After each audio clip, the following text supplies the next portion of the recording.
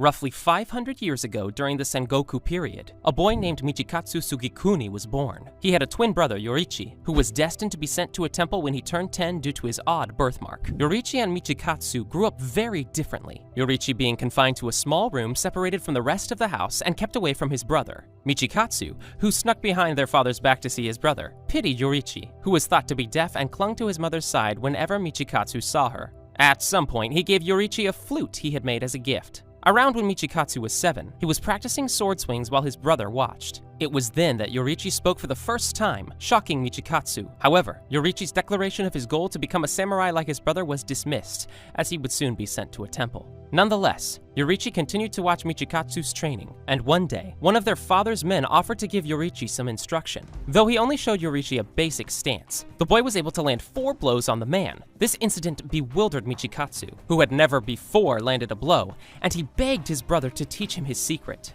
To Michikatsu's disappointment, Yoriichi only expressed his distaste for combat and stated that he no longer wanted to become a samurai. Once, however, Yoriichi mentioned that before he took a stance, he breathed deeply, examining his bone alignment, muscle contraction, and blood flow, implying an early form of the sun-breathing style that Yoriichi would later adopt. This conversation caused Michikatsu to realize that for Yoriichi, the bodies of living things were transparent, causing him to pursue mastery of the blade with renewed intensity.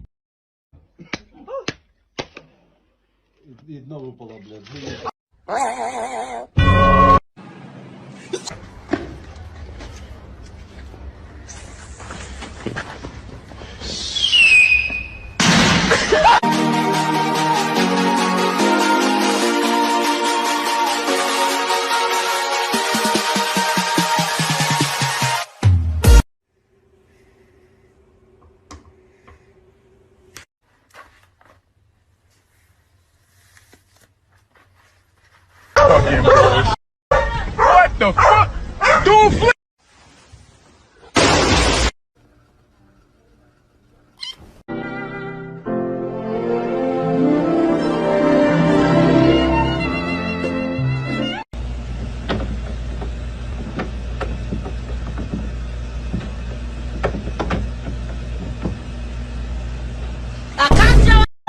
I've got to get this pasta sauce to pour perfectly into this bowl. Let's get it. All right.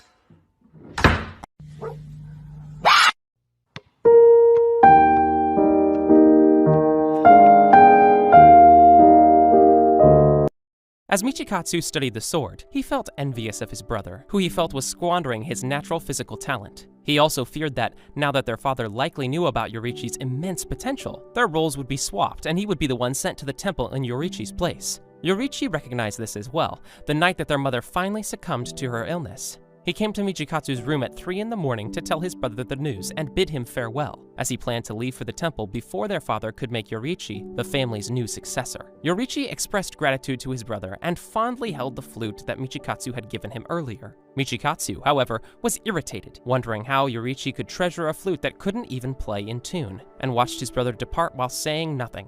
His jealousy of his brother only grew when he read his mother's diary following her death, which revealed that Yoriichi had known everything about their mother's illness and had planned accordingly. From then on, Michikatsu resented Yoriichi, who he realized to be not only physically gifted, but a genius as well. He wished for his brother's death and for the next few years. Not hearing anything from him, he believed it to be true. 10 years later, Michikatsu became a samurai and married a woman who gave birth to 2 of his children. One night, a demon attacked his camp and left him the only survivor, but was quickly killed by Yoriichi, who came to his rescue and apologized for not being able to save his subordinates. Seeing the object of his hatred again and twisted by jealousy, Michikatsu abandoned his family and became a demon slayer to train with Yoriichi. He saw his brother attempt to teach the other demon slayers his own breathing technique without success. Regardless, he altered them to suit their own strength, creating the first breathing techniques. Eventually, Michikatsu awakened a demon slayer mark and developed a breathing style derived from the sun breathing, known as the moon breathing. Despite this accomplishment, it left a bitter taste as it was still not as powerful as Yoriichi's own sun breathing. As a demon slayer, Michikatsu was often prideful in the uniqueness of their generation, but was irritated by his brother's optimism when he brought up the fact that the pair had no successors in line for their unique breathing styles, the sun breathing and moon breathing. Frustrated from being unable to surpass his brother, as well as fearing the fated death of those who awakened their demon slayer marks, Michikatsu was persuaded by Muzan Kibutsuji and became a demon, taking the name Kokushibo.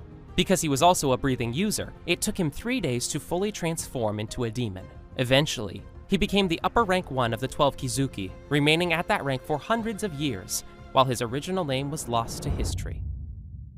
60 years after becoming a demon, he came face to face with Yoriichi for the last time. Yoriichi was devastated by his decision to transform, whereas Kokushibo became disgusted seeing his younger twin now aged and decrepit, as well as infuriated upon realizing he defied the fate of all marked demon slayers by being far older than 25 years of age. Seeing Yoriichi cry shocked Kokushibo, as it was the first time he had shown emotion in his presence, confusing him. Wishing to erase his human past, he knew he had to kill his younger brother. Despite his old age and apparent blindness, Yoriichi's fighting stance in preparation to strike frightened Kokushibo, who realized that his immense skill and power were still present. Despite gripping his blade in anticipation, Yoriichi had already struck and sliced across his neck. Kokushibo became angry seeing his brother's strength had not weakened in the slightest, and waited for a return strike, despite knowing it would certainly kill him. Yoriichi never had the chance to cut Kokushibo's head entirely off, dying due to old age while standing up. At that moment, Kokushibo became truly furious, seeing that his continually excelling brother had appeared before him, having transcended everything, and died of old age instead of losing a battle. One chance at a fair battle is now gone, and his brother remains undefeated forever. Enraged by the feeling of inferiority, he slashed Yoriichi's body in half, but inadvertently broke the flute he gave him as a child. Seeing that he still thought highly of him even after his transformation, Kokushibo couldn't help but shed a tear. Unable to truly sever his bond with his brother, he decided to keep the flute for himself. Kokushibo was summoned to a meeting of the upper ranks, arriving before all of his colleagues. He silently sat facing a wall, only speaking when his presence was acknowledged by the Biwa demon, and revealing that Muzan had arrived. Muzan revealed the death of Gyutaro, berating Kokushibo and his fellow upper ranks for being unable to destroy the Ubiyashiki family and failing to find the blue spider lily. Kokushibo admitted that he had nothing to say in his defense, as Kagaya Ubuyashiki had cleverly hidden himself. After Akaza brutally destroyed Doma's head, Kokushibo covertly sliced off the former's hand, stating he had gone too far. He explained to Doma that he had not interfered for his benefit, but for the preservation of the hierarchy of the upper ranks system. He then told Akaza to arrange for a blood battle if he wanted to take Doma's position, asking him if he understood what he was being told. Akaza acknowledged this fact, promising to kill the high-ranking upper rank, which Kokushibo wished him luck before departing. During a meeting of the Hashira reporting the appearance of strange marks, Amon Ubuyashiki recalls that these marks were common among a select few users of the original breathing style, Kokushibo having been one of those few. Kagaku remembers his encounter with Kokushibo while engaging Zenitsu. Then, Kokushibo overwhelmed him and he quickly surrendered. But he decided to give Kagaku a second chance and offered him a large amount of Muzan's blood, hoping Muzan would accept him so he could take a place among the upper ranks. Kokushibo told the Demon Slayer to be grateful for his gift, but threatened to behead him should he spill a drop. Following Akaza's death, Kokushibo is seen alone, murmuring how Akaza had abandoned his path to reach further heights and how he had failed to defeat Kokushibo, and reprimanded him for how weak he is. Shortly after, Moichiro Tokito is transported to the same room as Kokushibo. Kokushibo then comments, "You came, Demon Slayer. For some reason, you seem familiar." He then deduces that Moichiro is a descendant of a child he left behind after becoming a demon. He also deduces that his human surname of Sugikuni has died out over the generations. After Moichiro calms himself down and performs various styles from the mist breathing, his demon-slaying mark appears. Kokushibo then compliments how accomplished Moichiro is as a swordsman at such a young age. Kokushibo states that it must be due to the powerful blood he passed down, although Moichiro dismisses such claims. After some more battling, Kokushibo manages to cut off Moichiro's arm. Moichiro quickly tightens his arm to stop the bleeding, greatly impressing Kokushibo. However, Moichiro is effortlessly defeated when Kokushibo impales him with his own sword. Kokushibo then offers Moichiro the opportunity to become a demon and be of use to that man. This discussion is, however, interrupted by Genya shooting his Nichiren gun. Kokushibo effortlessly avoids the gunshot, appearing behind Genya and then proceeding to cut off both his arms and his torso in half, commenting that, I see. You're the one who's been eating demons, huh? However, he realizes that Genya is unlike the other imitation demon from 300 years ago, and that the way to kill him is the same way regular demons are killed, by chopping off their head. Before he has the opportunity to do this, Genya is saved by his brother, Sanemi. After Genya apologizes for everything he's done to Sanemi, Kokushibo states, brothers and demon slayers. That brings back memories. Sanemi and Kokushibo then begin their intense duel, with Kokushibo being slightly taken aback at the skill of the Wind Hashira. However, he retains his composure and states that he wouldn't be able to survive if his senses weren't honed from long experience. This goes on for some time, with Kokushibo even stating that long ago, in the Sengoku era, he gained a lot of experience fighting against a similarly strong Wind Hashira. Kokushibo then gets a good enough cut on Sanemi, stating that moving would lead to his entrails spilling out. Sanemi proceeds to laugh hysterically, boasting the fact that he had Morechi blood. Sanemi uses his abnormal body and breathing skills to control his muscles to coagulate the blood and stop the bleeding as much as possible. After some struggling and Kokushibo showing glee at the opportunity to fight such a skilled swordsman, he was about to deal a finishing blow until Gyome, the stone Hashira, arrived.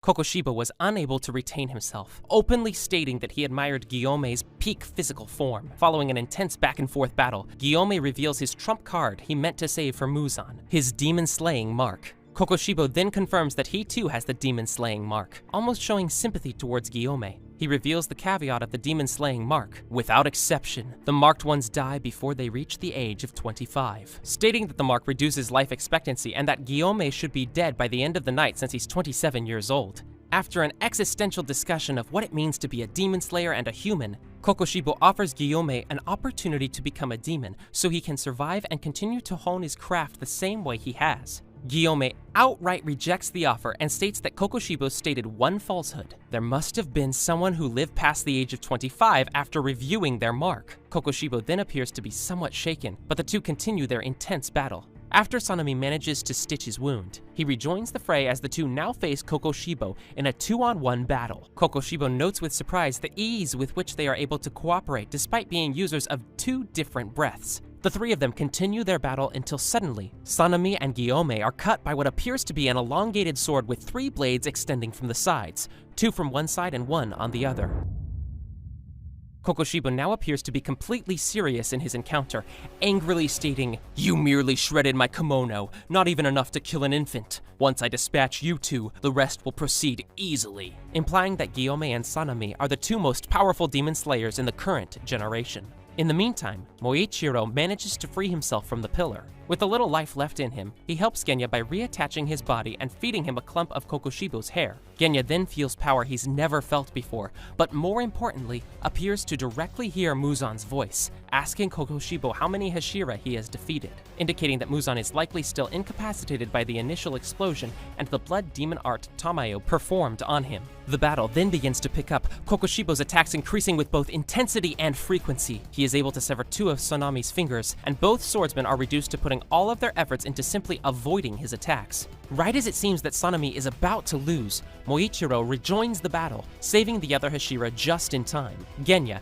who is hiding from the battle behind a wall, recalls a conversation he had with Tanjiro about being the weakest person in a battle, and, motivated by this, swallows a broken piece of Kokushibo's blade in order to gain its abilities. The advantage seems to again shift to Kokushibo, but in an unexpected turn of events, Gyome is able to sever the upper rank's right arm while Moichiro stabs him through the torso, immobilizing him while Genya unleashes a barrage of bullets on the demon using his gun, which he altered using his own cells in a similar manner to the Kokushibo's sword. The bullets embedded into the demon's flesh then erupt into trees, completely trapping him as Gyome and Sanemi rush in to finish him off. The sensation disturbs Kokushibo, who is reminded of an encounter from 400 years ago in which Yoriichi was able to land a hit on his neck, something that no one managed to accomplish since then. Enraged by the thought of being defeated, Kokushibo sprouts multiple blades from his body and severely injures all demon slayers. Still, the 4 charge onwards undeterred. As Moichiro's blade turns red, seemingly seeing Kokushibo's organs, Genya unleashes another blood demon art, rooting another tree in Kokushibo's back while Gyome lands a blow on Kokushibo's head with his flail and Sanemi rushes in with his sword.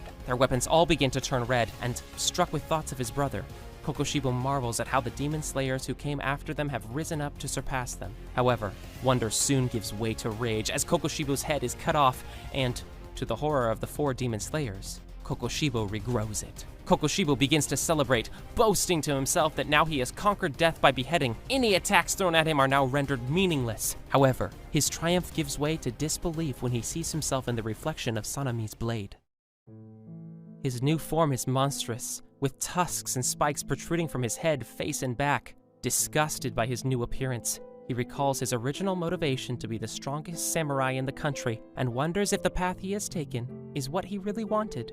While he reflects on his motivations, Guillaume is able to crush his head with his flail, again beheading Kokushibo. The upper rank attempts to regenerate, but to his disbelief, his flesh begins to crumble away, and he is rendered unable to use his blood demon art as a result of Moichiro's red blade stuck in his body. As he falls to the ground, disintegrating, he reflects bitterly that he only wanted to be like Yoriichi. He realizes that the one thing he wanted to forget so badly, he can remember vividly: Yoriichi's face. While his life flashed before him, he admits that he abandoned everything and in the end, has achieved nothing by killing his only remaining blood relative and betraying his samurai code. In his final moments, he questioned why he was ever born, calling to his brother for an answer, before fading away completely and leaving only his broken flute behind.